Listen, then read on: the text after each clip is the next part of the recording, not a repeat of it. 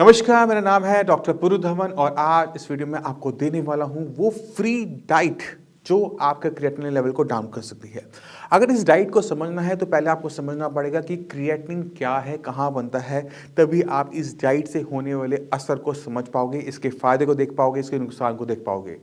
तो क्रिएटिनिन जो है वो एक प्रोटीन होता है, वेस्ट मटेरियल होता है जो कि हमारी मसल्स बनाती है। यानी हमारी जो मसल्स हैं वो फैक्ट्री हैं क्रिएटिनिन बनाने की। अगर हमने अपनी बॉडी के अंदर बिना पैसा खर्च किए free of cost creatinine down करना है तो वो बहुत आसान होता है। उसके लिए किसी भी ट्रीटमेंट की ज़रूरत नहीं होती। मैं फिर से करूँ, किसी भी ट्रीटमेंट की ज़रूरत नहीं होती। आपने अपना बस वजन गिराना है, आपने घी या तोरी टिंडा उबाल के खाना है, हल्दी नमक के साथ खाना है। आपका क्रिएटिनिन डाउन होना शुरू हो जाएगा आपके वेट के साथ। और अक्सर हम ये देखते भी हैं, बहुत सारे डॉक्टर्स भी होते हैं जो इस तरह की डाइट पेशेंट को रिकमेंड करते हैं। Patient day by day weak होता चला जाता है और पेशेंट की कंडीशन सुधरने की जगह खराब होनी शुरू होती है। अब आप सोच रहे हो कि क्रिएटिनिन डाउन हो रहा है, कंडीशन कैसे खराब हो रही है, जबकि क्रिएटिनिन डाउन होने पे कंडीशन बेटर होनी चाहिए थी। मैं आपको समझाने की कोशिश करता हूँ। जब आप सिर्फ घिया तोरी टिंडा उबाल के खा रहे होते हो, यानी आप अपना वेट डाउन कर रहे होते हो, तो आपकी बॉडी में एनर्जी लो रहनी शुरू कर देती है। बॉडी में खाना प्रॉपर ना जाने की वजह से हीमोग्लोबिन नहीं बन पाता। आपकी बॉडी में प्रोटीन ना जाने की वजह से आपके टोटल प्रोटीन में कमी आनी शुरू होती है। रिजल्ट क्या होता है कि छाती में, फेफड़ों में, टांगों में पानी भरना शुरू कर देता है। अब क्रिएटिनिन लेवल आपका मान लो कि 4 था, वो घट के 2.5 आ भी गया, वहाँ पे वो टिक नहीं पाता, क्योंकि आप जब खाना नहीं खा रहे तो आपकी किडनी को भी खाना नहीं मिल पा रहा। और जब किडनी को खाना नहीं मिल रहा तो वो किसी भी कीमत पे सही नहीं होने वाली। तो ऐसे पेशेंट में एक खास चीज़ देखी जाती है कि क्रिएटिनिन जो 4 से 2.5 आया था, वो वहाँ पर से मुश्किल से महीना भर टिक पाता है और उसके बाद वो दोबारा से बढ़ना शुरू करता है। मगर अब क्रिएटिनिन भी बढ़ने लगा है, अब बॉडी में वीकनेस भी है, पेशेंट का उठना, बैठना, चलना सब कुछ मुश्किल हो चुका है। पेशेंट की बॉडी में पानी भरने लगा है, अब पेशेंट को डायलिसिस भी करवाना पड़ रहा है। अब जब पेशेंट डायलिसिस करवाता है तो उस पर लंबा टाइम सर्वाइव नहीं कर पाता, क्योंकि बॉडी में वीकनेस है। वीकनेस क्यों थी? क्योंकि हमने खाना पीना बहुत बदल दिया था। तो मैं ये जो डाइट है अपने किसी भी पेशेंट को एडवाइस इसलिए नहीं करता क्योंकि ये बहुत लंबा टाइम नहीं चल पाती। आपका क्रिएटिनिन डाउन हो रहा है, रिपोर्ट में बहुत अच्छा लग रहा होता है, बट वो बहुत टेम्परेरी होता है। आपको समझना पड़ेगा कि किडनी क्यों खराब हो रही है।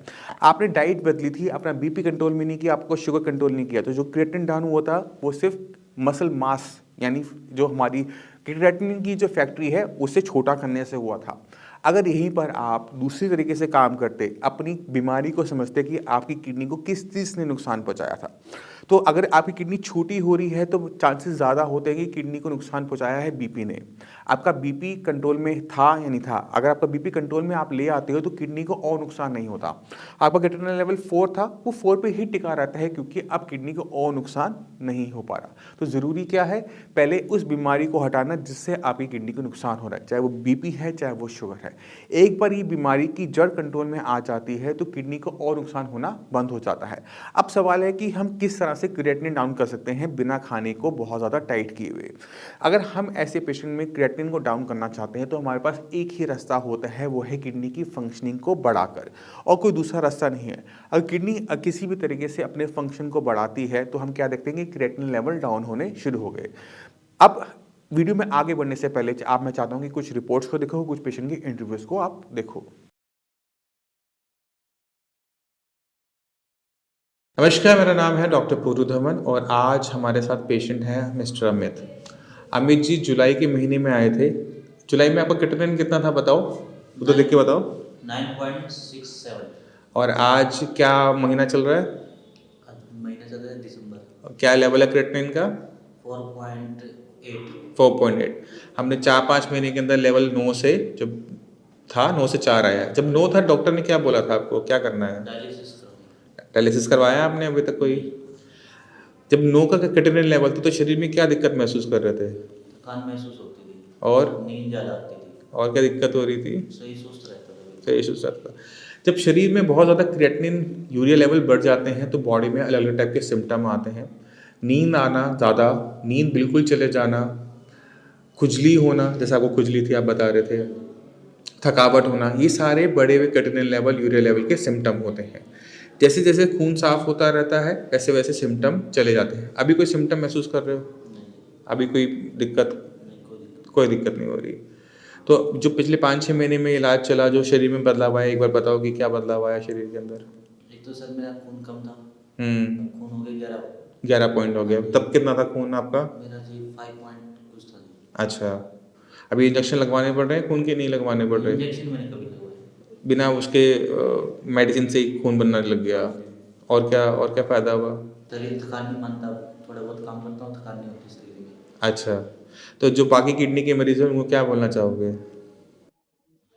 ये दवाई ली थी, और क्या बोलूं। क्योंकि डॉक्टर साहब ऐसा है कि इसके लिए प्रॉपर जैसे विद इन 15 डेज और विद इन 30 डेज उसका टेस्ट क्रिएटिंग और वगैरह चेक करवाते थे। वो तो महीने टेस्ट होगा। एवरी टाइम हमें पॉजिटिव ही दिखाई देता था। अब रुक गया है। हर बार जैसे 1 पॉइंट 2 पॉइंट कम, ठीक है। अब थोड़ा सा उसमें ये है कि वो स्टेबिलिटी आ गई है, 4 के पास आ गई। 4 के पास। उसका मेन रीज़न ये भी हो सकता है कि जैसे इसकी किडनी 30% तक या एक 70%, एक 30% दोनों किडनियाँ जो है वो नहीं है, आप टेस्ट गलत देख रहे हो। अच्छा। वो टेस्ट का मतलब ये नहीं होता, वो डीटीपी रीनल स्कैन होता है। जब हम खून साफ हो रहा है तो कौन सी किडनी कितने % साफ करी वो बता रहा है। अच्छा, 70 और 30 100 हो जाएगा ना। तो वो भी तो डॉक्टर साहब काफ़ी ये था ना, काफ़ी एक मतलब अभी जो जब आप मेरे पास आए थे तो किडनी 90% के आसपास बंद थी। वो भी तो क्रॉनिक सिचुएशन थी डॉक्टर साहब। वो बहुत ख़राब सिचुएशन थी, उस टाइम में डायलिसिस पक्का था। अभी आज जो लेवल है क्रिएटिनिन 4 पे क्रिएटिनिन का मतलब ये होता है कि किडनी 60% आज की तारीख में भी काम नहीं कर रही। क्योंकि इनको हमने जयपुर गोल्डन में देखा था, तो किडनी स्पेशलिस्ट को उन्होंने बोला कि भाई आप किडनी ट्रांसप्लांट करवा सकते हो, कोई इसका है नहीं, कोई हमारे पास कोई और इलाज है नहीं। तो लेकिन फिर पता लगा कि भाई जैसे साइंस संजीवनी यहाँ आपका पता लगा, तो इनकी मेडिसिन वगैरह जब शुरू करवाई, तो स्टार्टिंग में जब इसकी फर्स्ट रिपोर्ट करवाई तो उसमें काफ़ी क्रिएटिनिन लेवल जो है डाउन आया, तो हमें ये लगा कि भाई शायद, तो फिर हमने एलोपैथी को छोड़ के और साइंस संजीवनी पे पूरा कंसंट्रेट किया कि भाई जो ये करवा रहे हैं वही करो, उससे ही हो पाएगा, कुछ होगा। चलो अब तो बहुत अच्छा चल रहा है हमारा पेशेंट, कोई दिक्कत नहीं है। कोई भी डाउट हो, कुछ भी पूछना हो कभी भी मेरे से आके पूछ लेना, कोई दिक्कत नहीं है। हर तीसरे चौथे महीने पे आ जाया करो, ठीक है। बाकी अपना 2-3 महीने तो अपनी मंगवा ली, जब लगता है टाइम है, फुर्सत है, दिल्ली का चक्कर काटना है, आ जाओ, ठीक है।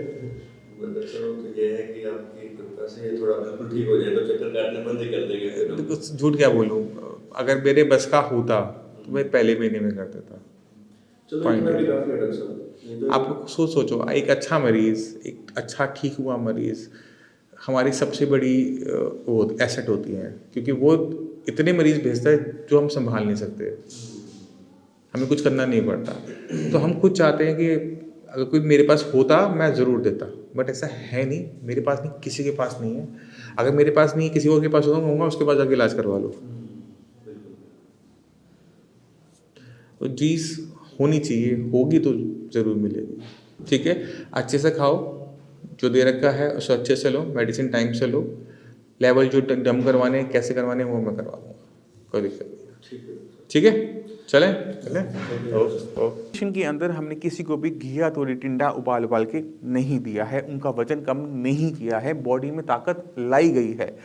अब ये कैसे इनका क्रिएटिनिन डाउन हुआ वो समझने की ज़रूरत है।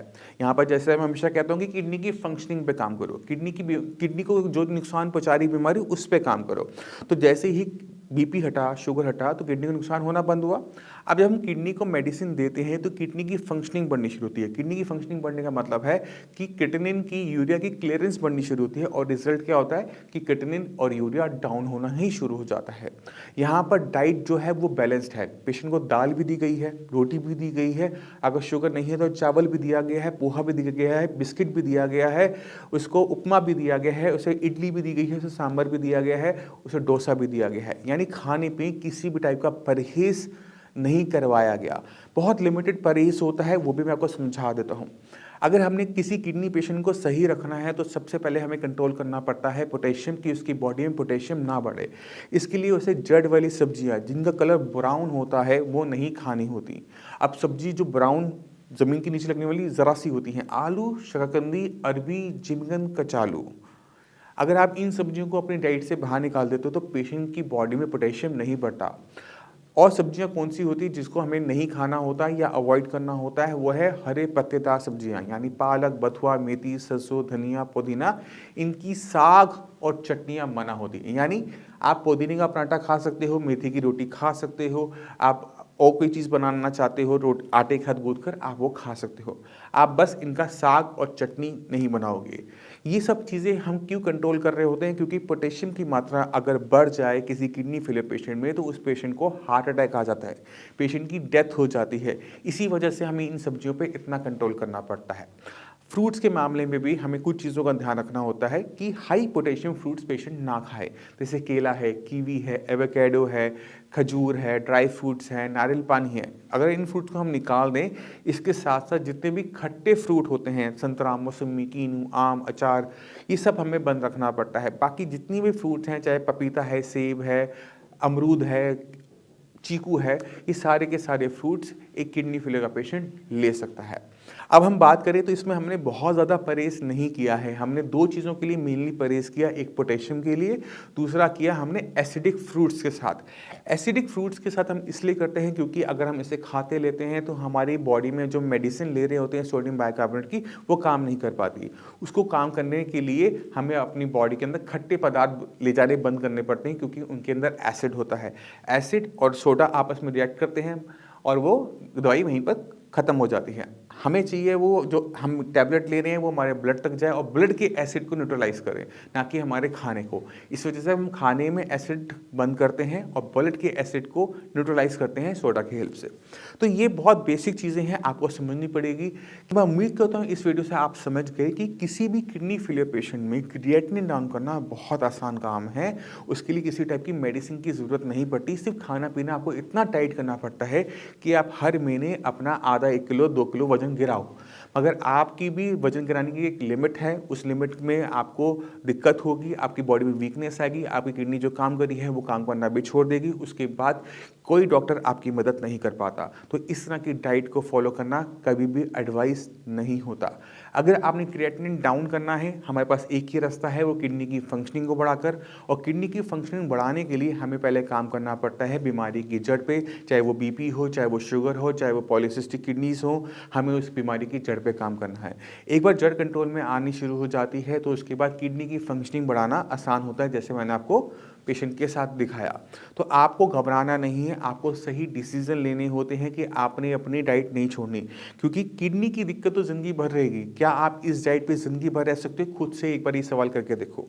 अगर आप अपनी बॉडी में ज़िंदगी भर अपनी वीकनेस रख सकते हो तो आप इस डाइट को ज़रूर फॉलो करो, वरना मेरी ये एडवाइस होती है कि इस डाइट से आप सभी को बचना चाहिए। अब इसी के साथ आप सभी से चलने की आज्ञा चाहूँगा। मिलते हैं अगली वीडियो में, तब तक के लिए नमस्कार।